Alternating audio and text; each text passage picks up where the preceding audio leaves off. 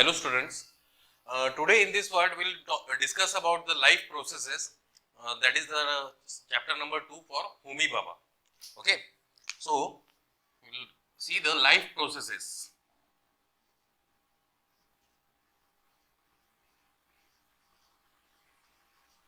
Okay, so what is meant by life processes? See, there are different types of living organisms are there on our planet, and these living organisms are adapted to survive in their adapted conditions, okay, or their particular conditions. So these living organisms, when they are adapted to survive in certain particular conditions, that means they are capable of performing various what we say physiological as well as biochemical processes, okay, and those processes can be referred as the life processes, as it is dealing with the living organisms. Life means the living organisms only. So here whatever physiological or biochemical processes are there can be categorized into various types. Let's discuss one by one, okay, to understand the different types of life processes. Okay, so first here comes is the growth.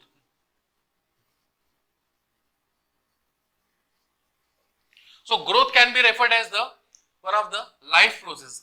Now what is growth basically? See, growth can be defined as the irreversible process. Okay, it is an irreversible process. It will not be reversed. Once a animal is been grown, fully developed, okay, it will not be again shrink into its primary form. Okay, so it is going to develop again. It is going to grow. So it is an irreversible process, and this growth can be seen in most of the living organisms. Okay, in most of the living organisms. That means in each and every living organism we can see. Take an example of microorganisms. Okay, microbes, they grow by means of cell division. Okay, so like bacteria, they divide by binary fission. Okay, or they may divide by formation of the spore. Okay, so this spore formation or what we say binary fission will lead to the growth of the bacteria. Growth in the sense it will start to divide.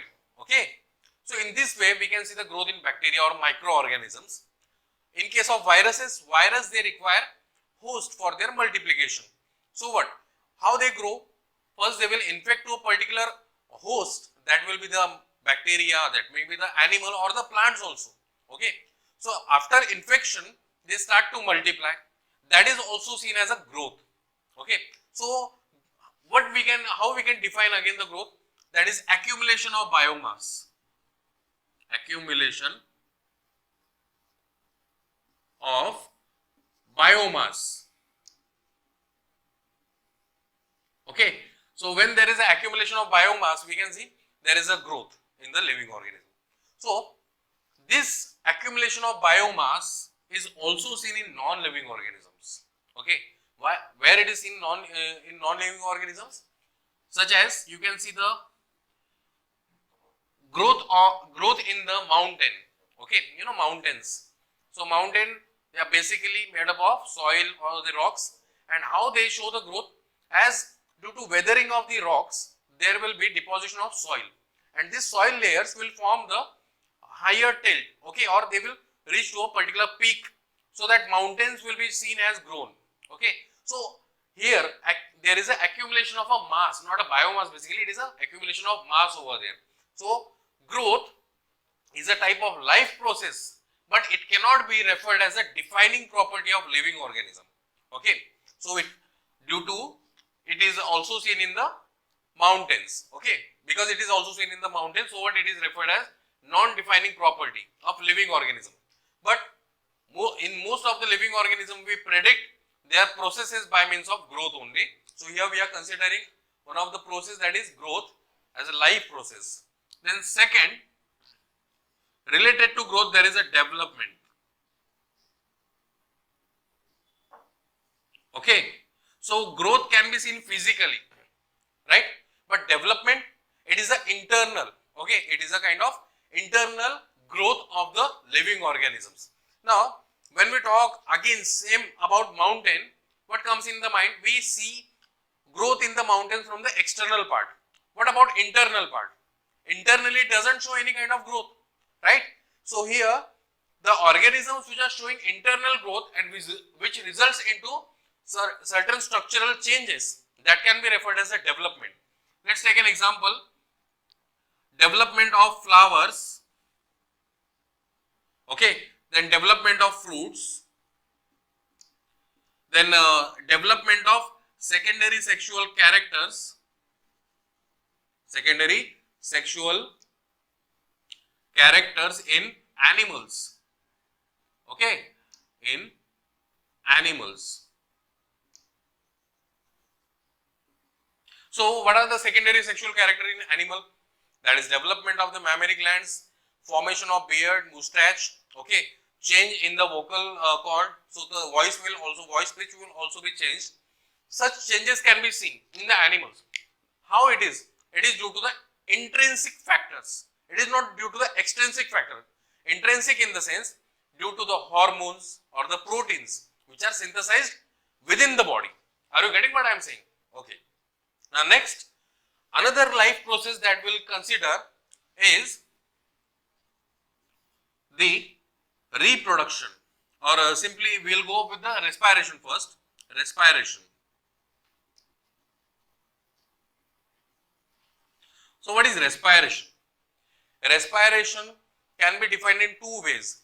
See, when we talk about we are respiring, that means we are breathing, right? So that is it is related with two processes. That is, one is called as the breathing or exchange of gases. Exchange of gases. And second process is dealing with the cellular respiration. Cellular respiration. Okay. So two processes are taking place within the respiration, that is the exchange of gases. In most of the living organisms or in humans also, we say that when we inhale and when we exhale, that means we are inhaling the oxygen and we are exhaling the carbon dioxide. So that is called just an exchange of gases which has been carried out by our respiratory system, that is the lungs, okay. And the cellular respiration is a process, or it can be referred as a biochemical process. See, it is a physiological process. Breathing or exchange of gases is a physiological process. Physiological process. And cellular respiration is the biochemical process. Biochemical process. Why we call it as a biochemical process? As it is involved in the production of the energy, that is called ATP, right? And this energy, it is the metabolic energy. Are you getting what I am saying? So it is related to the metabolism. Now what is metabolism? Okay. So it is the collaboration of two different processes, that is the anabolism and catabolism. Okay. So it is dealing with the metabolism. So what is metabolism over here? It is associated with two processes, that is called anabolism and catabolism. So what are these? These are the processes that are taking place in the living organism, and these are very crucial and important processes, as these are involved in synthesis as well as breakdown. Okay. So synthesis of what? If we talk about synthesis of proteins,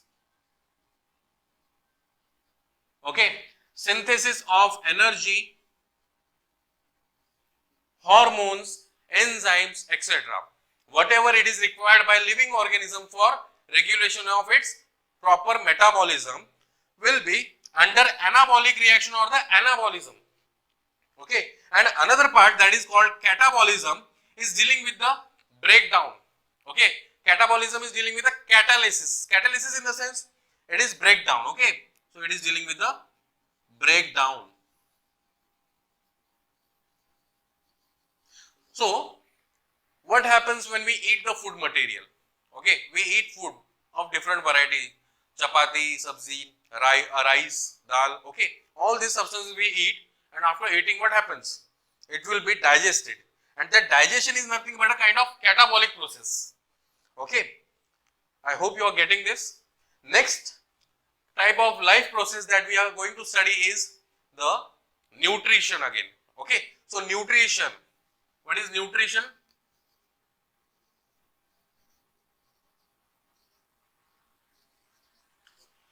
Nutrition is a process in which we or animals or living organisms uptake their nutrients, okay, to attain a particular state, okay, or an equilibrium state of their body. Okay, so here that nutrition, it involves the different types of nutrient like carbohydrates, proteins, fats, lipids, or the minerals also, and vitamins. All these type of nutrients are required by the living organisms for their proper growth, development, and regulating this metabolism also. Apart from this, what are other different life processes?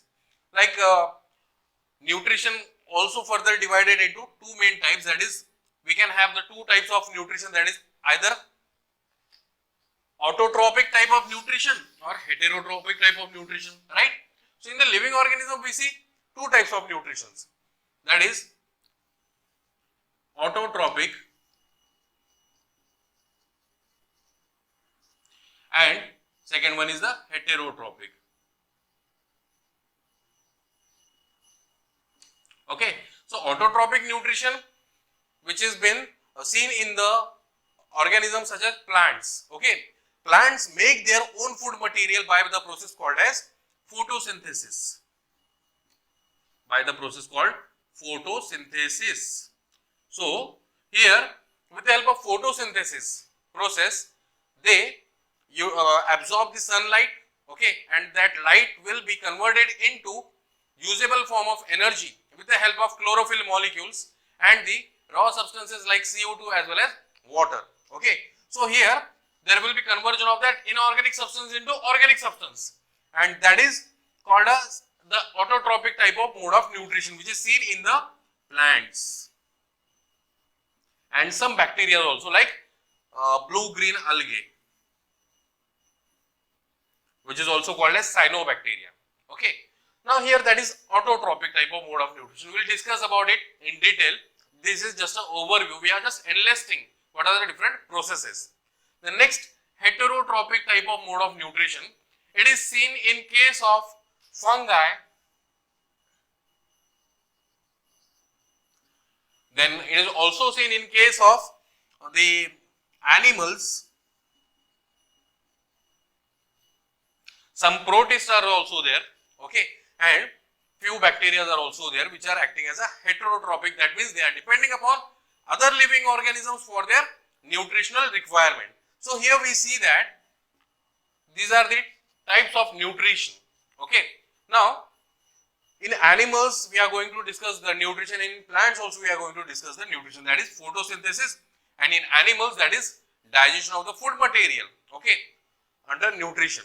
Apart from nutrition, we have another process, very important process, that is called as the reproduction. Reproduction. So what is reproduction? Reproduction is a process by which new living organisms are formed from the pre-existing one, either from the single parent or from the two different parents. If it is formed from the single parent, then it is called as asexual type of reproduction, and when it is formed by the two parents, it is called as the sexual type of reproduction. Okay, that means there will be involvement of two different gametes, and after fusion of these two different gametes, there will be formation of a new life, that is due to the sexual type of reproduction. And asexual, only one parent is involved, so it will produce its own copy, that is genetically identical copy, that can be referred as the clone also. Okay, so that is the reproduction. Apart from that, we have another characteristic feature, that is called the, I'll write here, locomotion. See, locomotion is not seen in the plants, but it is seen in some they are seen in microorganisms. Okay, some exceptional animals are also there.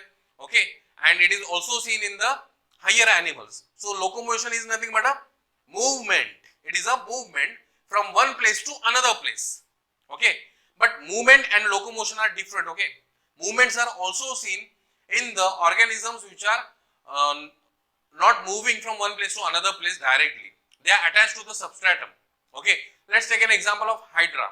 Hydra doesn't move by itself. Okay, so it requires certain conditions. If it is having adverse condition, in such adverse condition, it will move its appendages. As Hydra, we can see the structure of Hydra is like this. Okay, so here we can see there will be formation of the tentacles, right? So tentacles are there, and to these tentacles, see,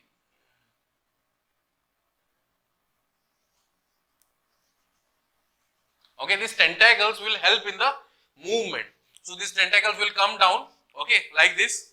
Like suppose this is the structure of Hydra, this hand, okay, and these fingers are the tentacles. So these tentacles will move like this onto the substrate, and they will shift their body like this. So in this way their movement can be seen, okay, or they will locomote, or they will change their place from one position to another position. In case of higher animals, we see that locomotion can be done with the help of their limbs. As we can walk, like I am walking here, you can see this is the locomotion, right? But movement is in case of plants, okay, there are different types of movements are there. These are called as the nastic, but plant do not show the locomotion, right? Now nastic movements are like phototropic, okay, geotropic. This type of movements are there. In the position of light, most of the plants move or they grow. Let's take an example of sunflower. Okay, when we see the sunflower, according to the sun it will move. Okay, so that movement is called as a nastic movement. Okay, so here we can see the locomotion or the movement in this part. Apart from this, we have some other what we say characteristics. Okay, I'll rub this and we'll see the other characteristic, that is the response to stimuli. Response to stimuli. Okay, so the next character, that is the response to stimuli. Now what is meant by response to stimuli? See, when we sense any kind of what we say process, okay, or any kind of stimulus that is been sensed by our body, that is on that stimulus we respond it. Okay, suppose the weather, okay, around us is been changing, right? Now it's too hot because of summer, right? We can sense that. So our body want to cool down. How? By switching on the fan or by switching on the ACs. Okay, that we can see our body is receiving some type of stimuli. When we touch a hot substance or a hot plate or tawa in our kitchen, we can see there will be release of certain senses, okay, that will allow us to withdraw our hand. That is a kind of stimulus. Then when we touch to a very cold substance or like ice, then also will withdraw, because it is not been what we say compatible with our body. So we respond to it very quickly. Suppose we have someone is pricking the needle in your hand, what happens? You will withdraw your hand. Why? Because it will lead to cause a pain. So that is how stimulus works. Okay. Now stimulus in the sense, suppose two children are fighting in the sense what they are doing, they are beating each other, hitting each other. Okay. What they do? Why they hit? Because their brain giving signals. तूने मुझे मारा, मैं तुझे मारूं. Like that. So such stimulus are called the reflex actions. Okay. Apart from this, in case of plants also we can see the stimulus. Take an example of Mimosa pudica, which is also called as touch me not plant. If you touch the leaves of this plant, they will show a kind of closure expression. Okay, the leaves will close. Then we can also see in the pitcher plant, insectivorous plants. Those plants, they depend upon insect. They are also heterotrophic. Okay, so they depend upon insect. When insects come to their leaf or the flower or structure, at that time they will close their leaves. So they will insect the leaf. That is also referred as the kind of stimulus. Okay, so there are different kind of stimulus. Even the formation of goosebumps on our hand, that is nothing but a kind of stimulus only, a kind of excitement. Okay, so response to stimulus is a process or is a kind of life process can be seen in the living organisms. Now, when we talk about stimulus, what happens to the persons which are in coma? Think about it. Coma in the sense it is partial dead, right? We are under unconsciousness. So, does this coma can be referred as the response to stimuli or can be referred with the response to stimuli? Yes, it can be referred. Why? Because coma is a state in which our physical activities are rested or restricted, right? But mentally we are active. We are receiving certain medicines, and these medicines will be coordinating with the brain. So what? We are having internal type of stimuli. Okay. So somewhere it is also means many people have these doubts whether the coma condition, how we respond. We are not responding physically, but there is a response to internal parts, because these patients are supplied with certain medicines. Okay, and how these medicines work? If our body is not working properly from inside also and from outside also. If our body is working properly from the inside, then we can consider that coma patients are also showing response to stimuli. Okay, so this is about the another characteristic feature. So there are different characters. If we come across various types of processes, we can know that. Okay, now we will discuss one by one different types of processes. We will see, we have discussed about growth. Okay, we have discussed about the development, growth. These are very primary processes which can be seen in all living organisms. Okay, we will discuss with the nutrition, then we will go to the respiration. Okay, then we will go to the what we say, reproduction. Okay, in this way we will go. So let's start with the process that is called nutrition.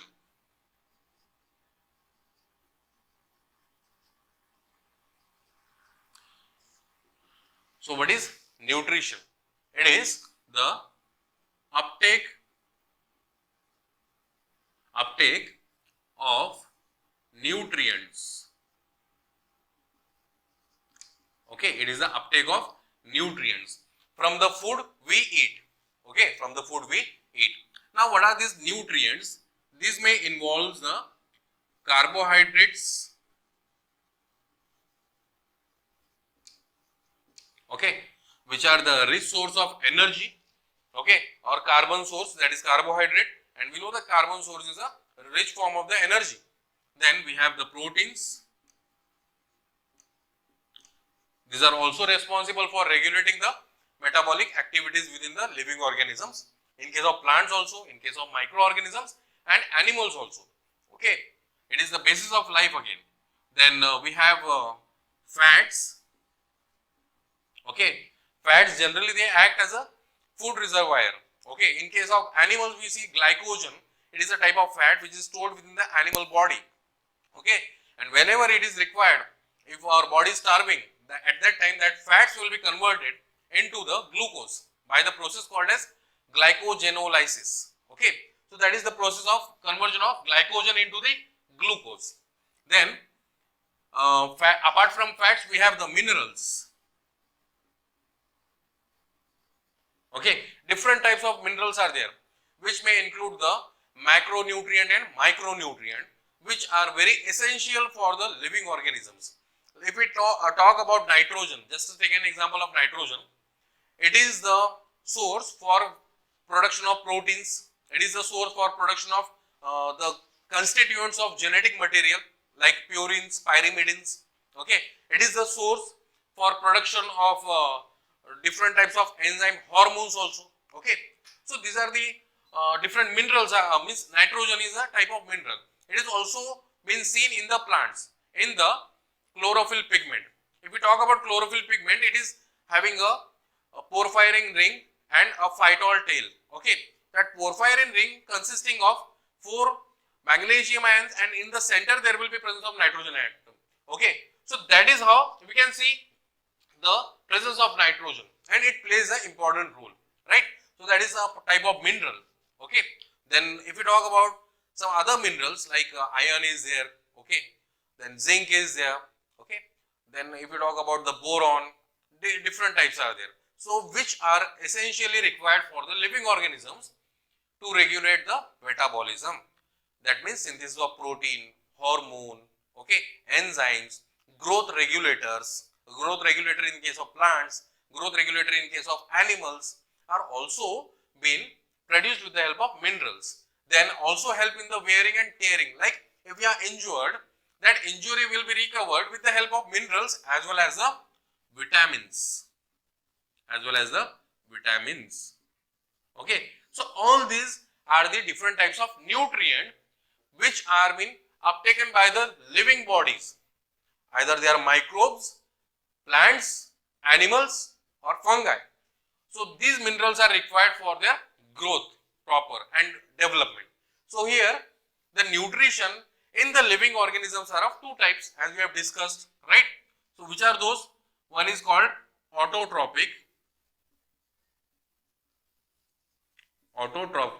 type of nutrition and another one is the heterotrophic.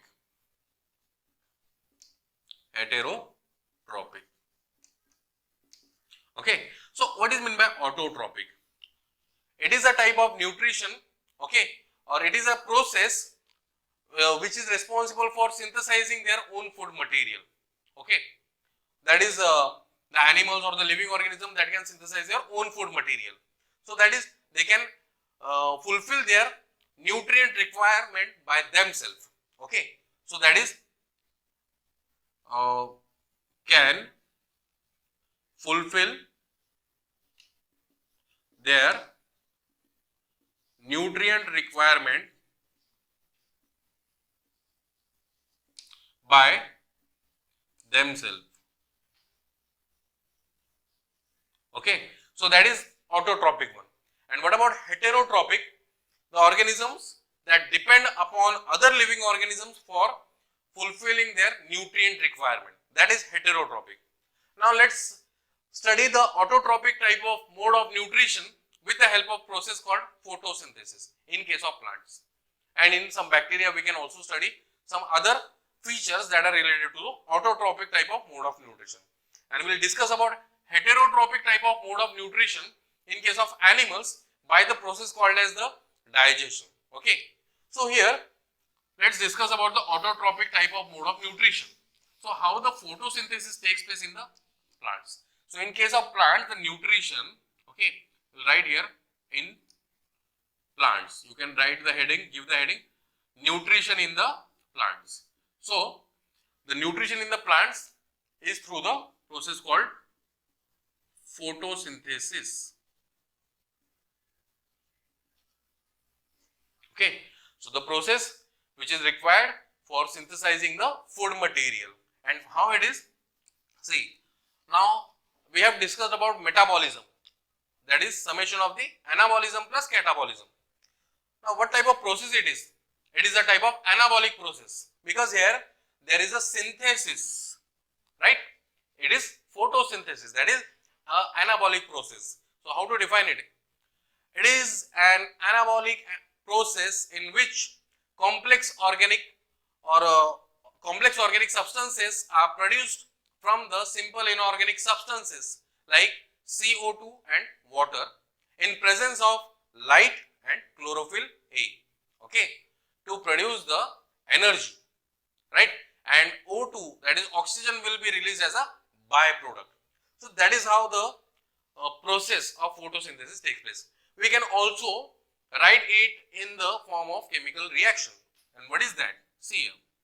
That is 6 molecules of CO2 combines with 12 molecules of water.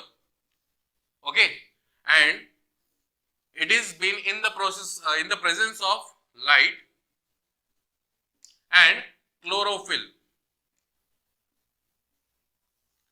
Okay, chlorophyll to form the energy rich compound that is called C6H12O6, that is the glucose.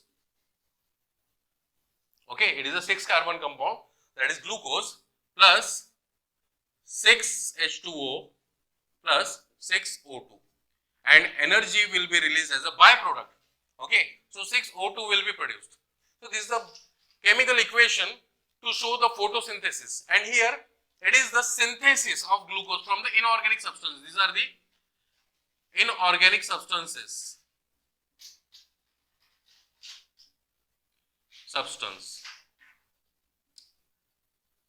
And this is the organic substance.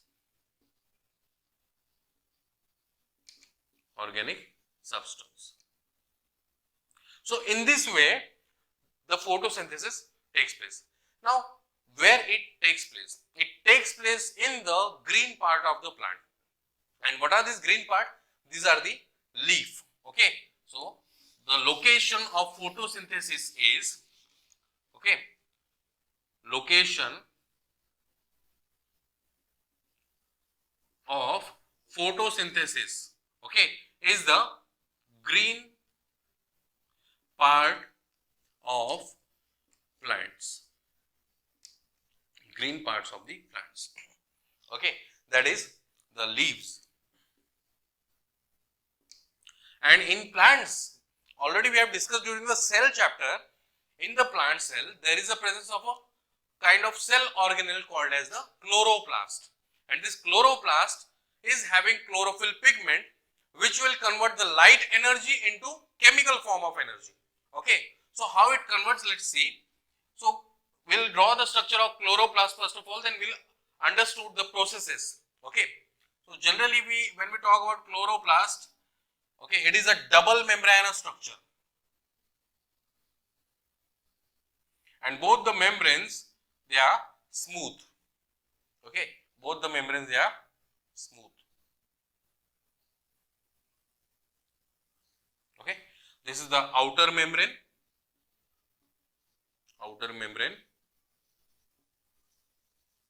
and inner membrane. Sorry, inner membrane.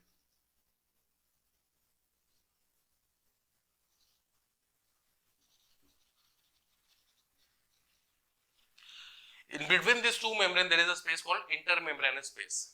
Now, internal to this, there will be a kind of cytoplasmic fluid. Okay, there will be formation of a cytoplasmic fluid, and this fluidic substance is referred as the stroma. Okay, in a mitochondria it is called matrix. Here it is called as the stroma. Okay, and it is filled with number of enzymes, proteins. Okay, now within the stroma there will be formation of the stack of coin-like structures. So the certain structures are arranged here. Okay, they appear like structure of the coins, or they, when we place coins one above other, it looks like that. Okay, that is called as the thylakoid or the grana. So such a structure can be seen here. These structures are connected with the help of stroma lamellae, a kind of connecting tube within them. This is the connecting tube. Okay, so we can see here the stromas are there.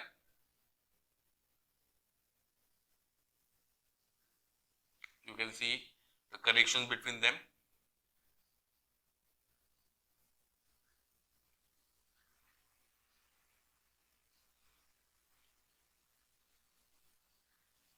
So this is about the chloroplast. This structure, entire structure is referred as the grana. Single structure, that is this structure, is referred as the thylakoid. Okay, now here there will be presence of enzymes. This structure is referred as the stroma lamellae.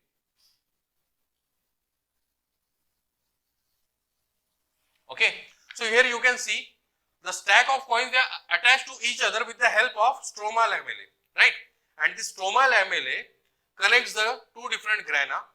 Okay, now here the thylakoid, you can see the structure, that is thylakoid, is the site for production of or presence of various chlorophyll pigments. Okay, there will be formation of chlorophyll pigments. And what are these chlorophyll pigments? This can be the chlorophyll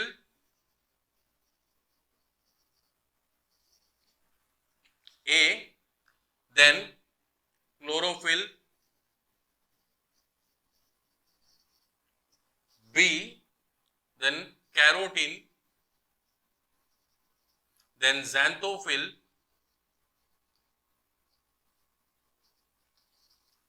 then phycobilins,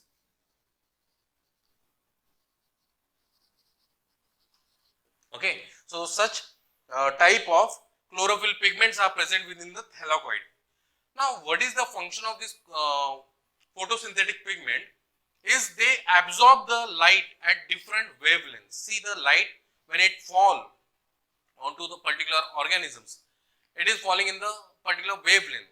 When we see the visible spectrum, under visible spectrum of light, the light beam that is falling onto the earth consists of 7 different wavelengths, okay, which is generally referred as VIBGYOR or the VIBGYOR, okay. So I hope you have seen the diagram, okay. We'll move further. So these are the chlorophyll pigments, okay. So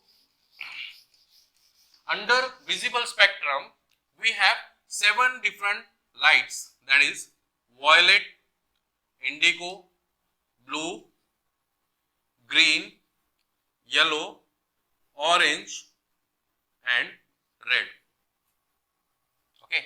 So these are the different types of lights which are seen in the light which has been falling onto the earth, okay. So these are the different colors. At different colors these are absorbed and they are having particular wavelength. What is that wavelength? That is the kind of unit for measuring the light intensity, that is from the 390 to 720 nanometer, okay. So nanometer is the unit for measuring the light intensity. So at 390 nanometer we can see the absorbance is at violet color, okay. It will start from indigo, then blue, okay.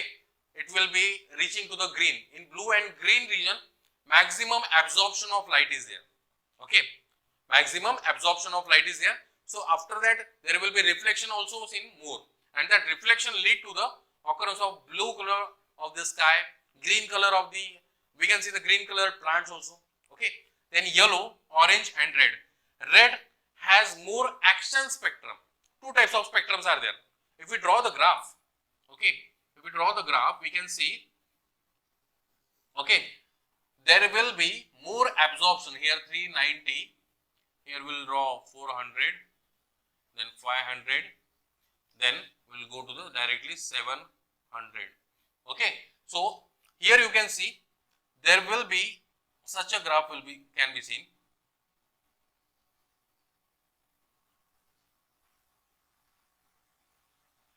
So in this, okay, so in this region there is a maximum absorption of the light. In which region? Blue and green. Maximum absorption is there and at the wavelength of 400 to 500 nanometer. But when we talk about the action spectrum, means which light is acting for synthesis of energy, that will be moving to the some alternative type of graph. Here we can see slight growth is there, okay. Then in case of red region we can see at the 700 nanometer maximum action spectrum can be seen, whereas light color have more activity, okay. So it absorbs more light again. So this is about the visible spectrum and the action spectrum. Now how this action spectrum or visible spectrum is associated with the chlorophyll pigments, as you might be studied or you might be seen about the solar panels, right, or the solar street lights. So what we see, the solar panel, they absorb the light and they convert this light, okay, with the help of a transformer which is situated onto that electric pole, right, and in the night we can see the bulb will be glowing. That means they are converting this energy. And similar way plants also convert, okay. So these chlorophyll pigments, they are present within the leaf or the chloroplast, and at different wavelength they absorb the light. Maximum absorption is shown by the chlorophyll A, then chlorophyll B, then carotene is there, okay, xanthophyll and phycobilin, because they possess a particular color, okay. Carotene are generally orange, red in color, so they absorb light more. Chlorophyll B, A, they show maximum absorption again, okay. So they have different colors over there. So we will arrange this chlorophyll pigment in such a way that we can understand the process of photosynthesis. Suppose these are the chlorophyll pigments which are present in the chloroplast, in the thylakoid, okay, and these pigments, they will start to absorb the light. Okay, now let's name these pigments. Like for carotene we'll place here C, for phycobilins P, for chlorophyll B, then xanthophyll X, again carotene C. Here chlorophyll A is not directly involved. Why? Because it is acting as a transformer, that is the reaction center. So here again we'll put this P, C, X, then C, P. Okay, like this. Different chlorophyll pigments are there, and finally we have the chlorophyll A, that is the reaction center. Now whatever light it is been emitted by the sun. Okay, suppose this is the sun.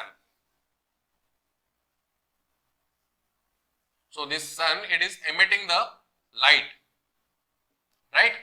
We can see the light is been emitted, and when it fall onto the plants, it will be absorbed in the form of photons. Okay, it will be absorbed in the form of photons by these chlorophyll pigments, and the energy packets in the form of photons will be transported to the reaction center, that is called as chlorophyll A, and this chlorophyll A becomes excited. As it is becoming excited, it will flow the electrons and synthesizes the ATP energy, that is called oxidative phosphorylation. So that is how photosynthetic processes takes place in the plant, and where it is taking place in the green part of the plant. I hope you are understanding these processes. Thank you. Now let's discuss about the photosynthesis in case of microorganisms. Now microorganism, when we talk about microorganism, how it is possible these microorganisms are responsible for regulation of process like photosynthesis, as they don't have the chlorophyll, but they have chlorophyll like pigment into them. In case of the cyanobacteria, okay, cyanobacteria, this is the another example. Okay, this is about plant. In case of bacteria, okay, photosynthesis in bacteria, example cyanobacteria. So cyanobacteria having different types of filament, like Anabaena is there, Nostoc is there, okay, then Oscillatoria is there. In this filament, these are the filamentous structure of the bacteria, okay, they consist of a special type of cell. Okay, suppose this is the structure of the Nostoc filament, okay, Nostoc, and this Nostoc, okay, it is a blue-green algae, okay, and this blue-green algae or the cyanobacteria, these are also called cyanobacteria, are found in the marshy land where there is abundance of humidity and the moisture is available, okay. So in the paddy fields, generally in the rice field, we see the presence of cyanobacteria, and a kind of, they have a thick cell, okay, in between. This thick cell is called as the heterocyst, okay, this thick cell is called as the heterocyst. So here you can see, okay, this cell is heterocyst, and supposed to carry out the process like photosynthesis and also help in the nitrogen fixation, okay. So what, these are the processes, that is the photosynthesis which is taking place in the plant as well as in some bacteria. I hope you are getting this. Next we will move to the nutrition in case of animals, okay. In case of bacteria, apart from this photosynthesis, there is again another type of nutrition, heterotrophic, okay, we will discuss during heterotrophic only.